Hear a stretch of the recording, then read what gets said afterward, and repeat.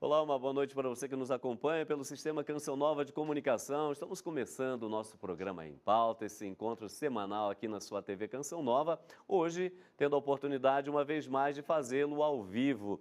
E vamos conversar sobre um tema realmente apaixonante, que é o tema do Natal e, claro, com ele, a adoção. Especialmente você que está nos acompanhando, tem o desejo de adotar uma criança, ou quem sabe está no processo. Então, muita atenção ao programa desta noite. Um grande abraço a todos os devotos e devotas de Nossa Senhora de Guadalupe. Hoje celebramos a rainha e padroeira da América Latina, juntamente, claro, com Santa Rosa de Lima, Nossa Senhora de Guadalupe. Então, um programa materno, mariano e, claro, também nesse clima de advento, na expectativa do Natal do Senhor que virá. Daqui a pouquinho eu vou falar para você, claro, o programa ao vivo você tem a possibilidade de participar com a gente sempre por Twitter, por e-mail, por telefone. Daqui a pouquinho, já a Bia vai dar para a gente esses meios para que você possa participar. Mas aqui nos nossos estúdios, ainda em São Paulo, o nosso querido Frei Antônio Moser, doutor em teologia, também diretor-presidente da Editora Voz e, claro, um apaixonado por crianças, até porque comanda uma obra com pelo menos 600 crianças. Não é isso, Frei Moser? Boa noite. 600 numa escola e mais 600 na outra. Menino. Então, dá 1.200. Padre Milton, é um prazer. Claro, nós estamos nos despedindo aqui de São Paulo, daqui a pouco, mas, de qualquer forma, é sempre um prazer estar aqui debatendo. E para os nossos telespectadores, esse tema foi muito bem pensado e inspirado por Deus para a proximidade do Natal do Senhor. Tá certo, Frei Moser. E aqui conosco, pela segunda vez no nosso programa, a recebemos com muito carinho, pela sua simpatia, pela sua sabedoria e alguém que, de modo especial, domina muito o tema que nós vamos conversar hoje. Estou falando aqui da doutora Dora Martins, ela que é juíza da vara juíza da Vara da Infância e da Juventude do Fórum Central aqui de São Paulo. Doutora Dora, boa noite, seja bem-vinda mais uma vez. Boa noite, Padre Hamilton, prazer estar aqui. Boa noite, Frei Antônio. Nós voltamos aqui com muita alegria nesse espírito natalino, que nos envolve todos hoje.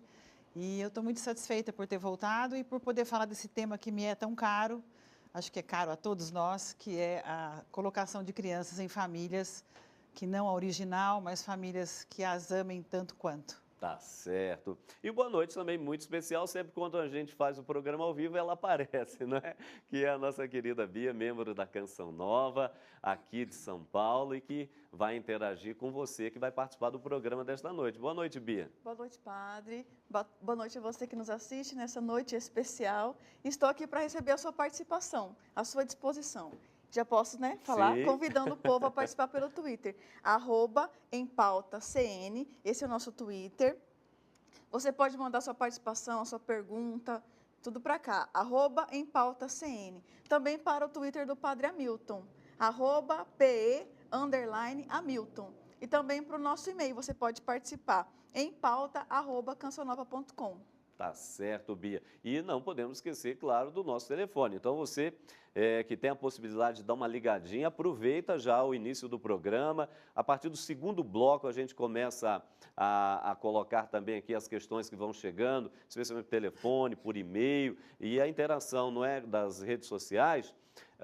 E o nosso telefone você já conhece, muito conhecido, aparece aí na sua tela, 0 operadora 12 3186 2600. Telefone muito fácil, então daqui a pouquinho você começa a ligar para cá, colocando a sua pergunta, quem sabe dando o seu testemunho também, se você já adotou uma criança, ou está no processo, ou se tem alguma pergunta a fazer ao Frei Moser, à doutora Dora, então aproveite, o tempo não é grande, o programa é apenas de 1 hora e a gente quer aproveitá-lo muito bem. Como fazemos aqui no programa Em Pauta, sempre esse primeiro momento, depois das apresentações, a gente dá uma rápida panorâmica com a nossa matéria inicial, então acompanhe, por favor. O Natal é essencialmente uma festa familiar. É tempo em que as famílias se reúnem, presenteiam, rezam e ceiam juntas. Mas também Natal é tempo de refletir sobre o que realmente é importante em um lar. Há crianças que foram abandonadas e hoje encontraram seu aconchego em pais, que são chamados do coração. A exemplo do próprio Jesus, que era filho adotivo de José, podemos dizer que se sentir amado e amparado é um direito de todos. Mas como será que está a configuração das famílias na sociedade atual?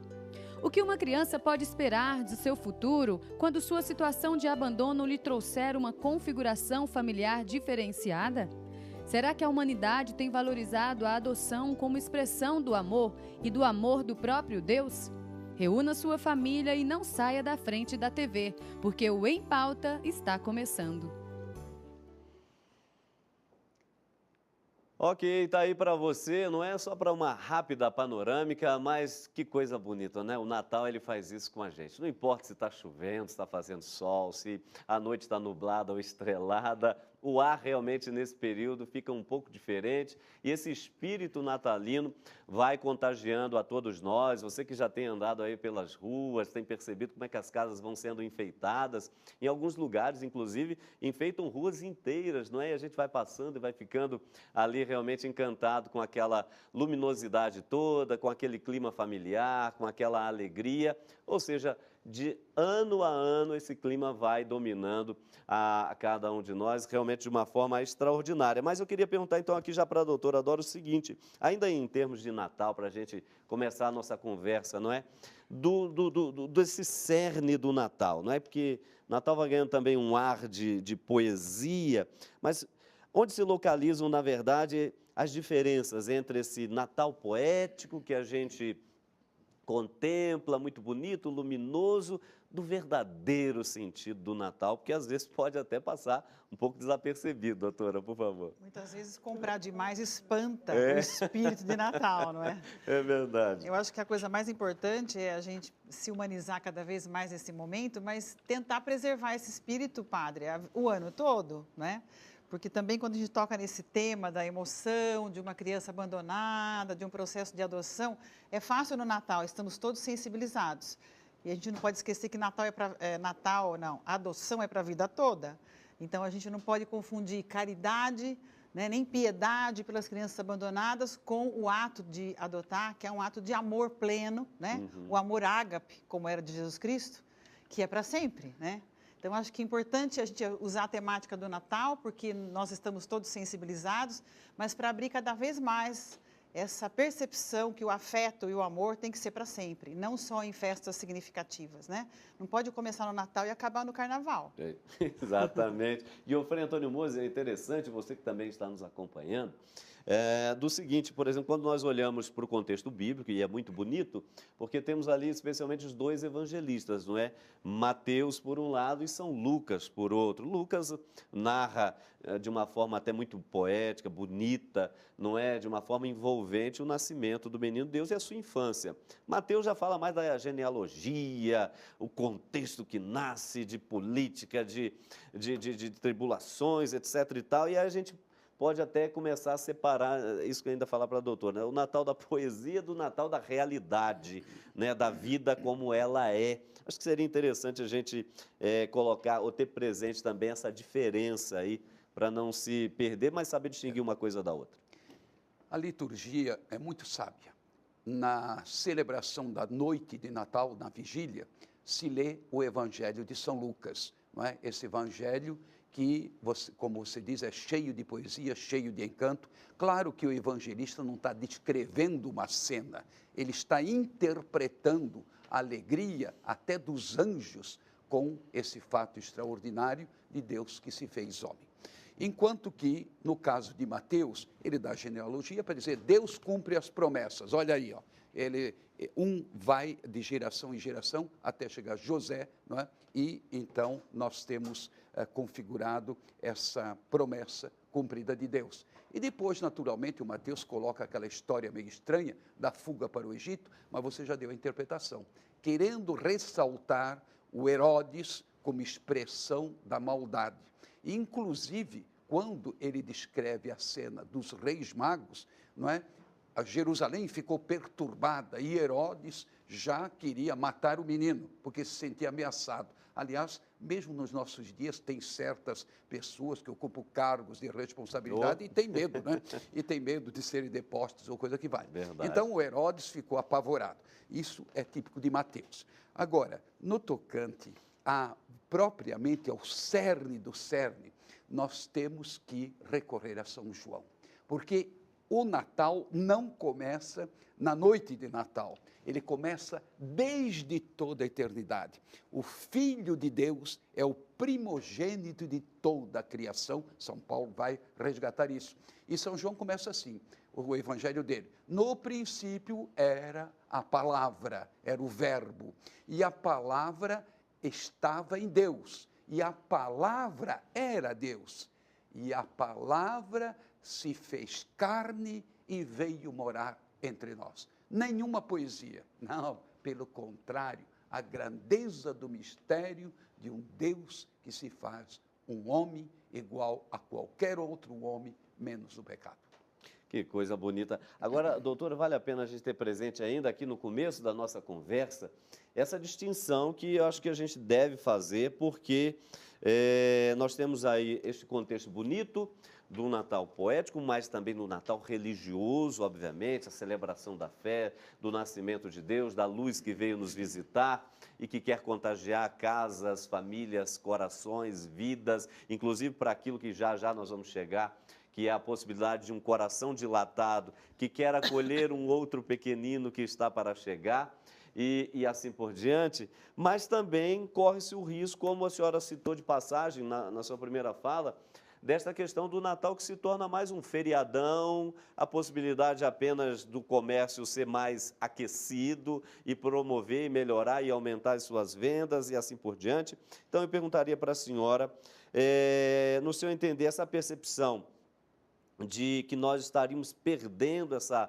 dimensão mais religiosa e passando mais para essa dimensão apenas comercial, ela é verdadeira, é um cuidado que a gente deva ter sempre presente, porque senão acaba se perdendo o verdadeiro sentido. Qual é o seu pensar sobre isso? Que o risco é bem verdadeiro. Eu acho que nós vivemos uma sociedade que está muito individualista, muito consumista, então a gente começa a ter desejos pela matéria, pelo material, e esse desejo vai ser infinito, não é? Por isso que eu disse a diferença do amor de Cristo, que é o ágape, que é o amor pelos outros, pelo humano, não é? Do que esse desejo fugaz de querer coisas e coisas.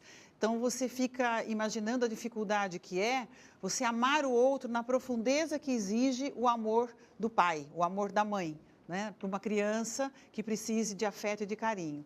Então, quando eu tenho esse temor dessa racionalidade da sociedade, ou dessa frieza que toma conta de nós hoje, é nesse sentido, que eu acho que nós somos muito chamados para um consumo de coisas como se a vida fosse só isso.